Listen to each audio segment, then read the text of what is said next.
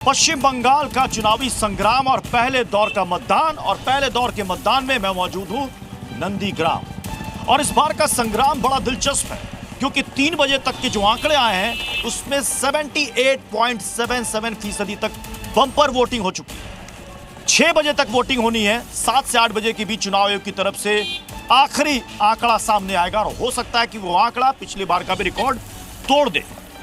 एक तरफ हमने देखा कि पूर्वी मिदनापुर में, जहां पर मैं मौजूद हूं नंदीग्राम, उसी के अंदर आती एक सीट है, हाई प्रोफाइल सीट है जहां से शुभेंदु अधिकारी चुनाव लड़ रहे हैं। लेकिन हमने देखा मुर्शिदाबाद में टीएमसी और हुमायूं कबीर की पार्टी के बीच में झड़प हो गई। हमने ये भी देखा कि दक्षिण दिनाजपुर में बीजेपी के उम्मीदवार को टीएमसी के कार्यकर्ताओं ने दौड़ा दौड़ा कर पीटा। बड़ी मुश्किल से सुरक्षा कर्मियों ने उनको बचाया। अब सवाल यहां पर 2-3 बहुत ही इंपॉर्टेंट है। सबसे बड़ा सवाल यह है कि ये जो बम्पर मतदान हुआ है ये सत्ता परिवर्तन के लिए हुआ है या सत्ता के समर्थन में हुआ है। सवाल यह भी है कि चुनाव वाले दिन शुभेंदु अधिकारी ने क्यों कहा कि हिंदू और सनातन खतरे में है। सवाल यहां पर यह भी है कि एसआईआर के बाद यह पश्चिम बंगाल का पहला चुनाव है। क्या एसआईआर एक बड़ा मुद्दा बनेगा? मतदाताओं के बीच में कौन से मुद्दे सबसे ज्यादा हावी रहे, इन पर भी बात होगी। हमारे साथ खास मेहमानों का एक पैनल जुड़ेगा, लेकिन उससे पहले एक छोटी सी रिपोर्ट आपको दिखाते हैं।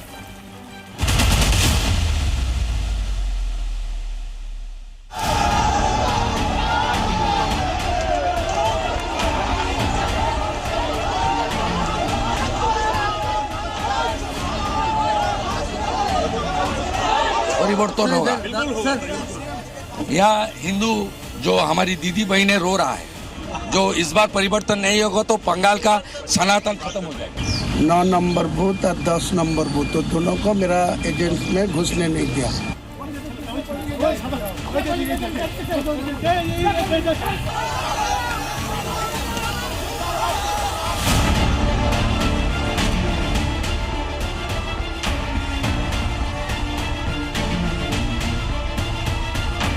ईवीएम बार बार खराब होते जाते हैं।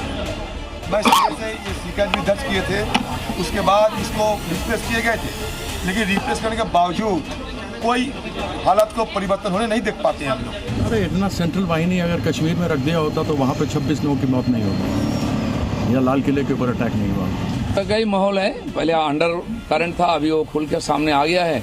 जनता खुल करके वोट डालेंगे और सरकार परिवर्तन होगा, नया सरकार होगा भाजपा का।